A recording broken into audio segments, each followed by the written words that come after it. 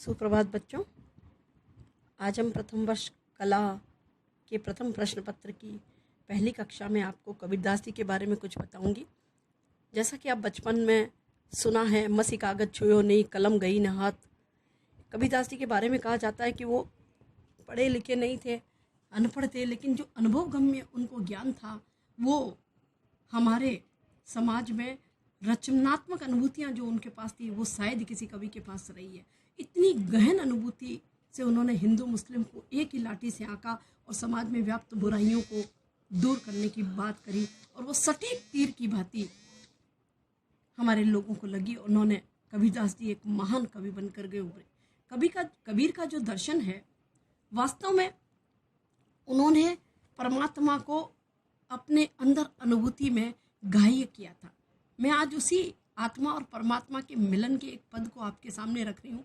कबीर ने किस तरह कहा कि ये संसार में ये जो मनुष्य है ये आता है तो इसका मिलन परम पुरुष यानी अविनाशी परमात्मा के साथ किस तरह मिलन हो सकता है, उसकी व्याख्या कबीर ने अपने इस पद में की है।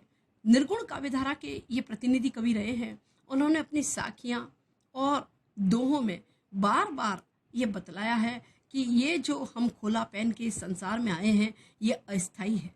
इसे स्थायी मिलन के लिए हमें तैयार करना चाहिए, यानी कि हमें अपने ऐसे कर्म करने चाहिए कि हम आत्मा रूपी ये चोला परमात्मा में कैसे विलीन होए।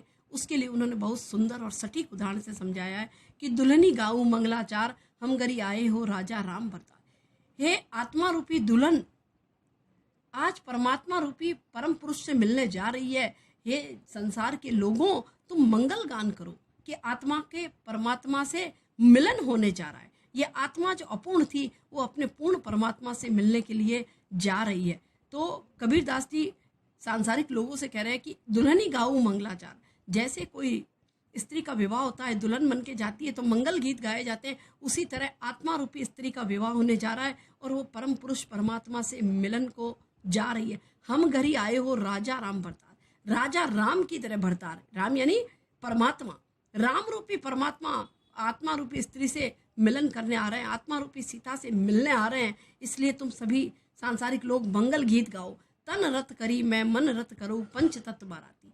इसमें मैंने मेरे तन को लगा दिया है, रत करना मतलब मिला दिया है तन को। मन करी, मेरे हृदय को पूर्ण तरह से उस आत्मा में मिला दिया है पंच तत्व बाराती। और मेरे शरीर के अग्नि, वायु, पृथ्वी, आकाश और जल, ये 5 तत्व जिससे हमारे शरीर का निर्माण हुआ है, ये इसके बाराती बनकर के हमारे साथ आए हैं। रामदेव मोर पाहु ने आए मैं जोबन मत पाती।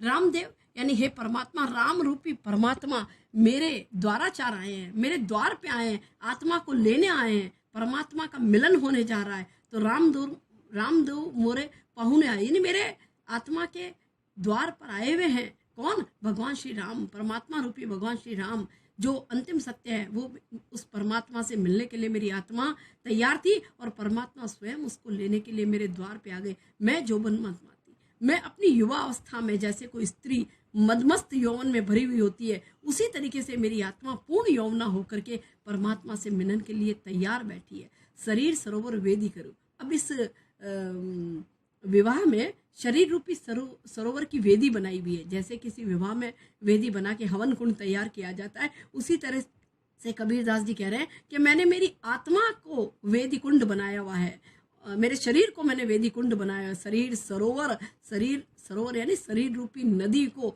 वेदी बना दिया। ब्रह्मा वेद उच्चार, और स्वयं ब्रह्मा जी इस विवाह के वेद उच्चारण कर रहे हैं, यानी मंत्र पढ़ रहे हैं। राम देख संगी भावरे ले। रामदेव यानी मेरे परमात्मा श्री राम के संग में भावरे ले रही हूँ, यानी फेरे खा रही है मेरी आत्मा। धनी धनी भाग हमार, ये मेरा धन्य भाग है कि मैं जीते जी मेरी आत्मा का मिलन परमात्मा से कर पा रही हूँ। सूर तेतुसु कोटिकाए। इस विवाह को देखने के लिए 33 करोड़ देवता धरती पर आए हैं। मुनियर सहस 88, और जितने भी इस संसार में 88,000 मुनि हैं वो सभी इस आत्मा से परमात्मा के विवाह के मिलन को देखने के लिए धरती पर आए हुए हैं। कहे कबीर हम ब्याही चले पुरुष एक अविनाशी।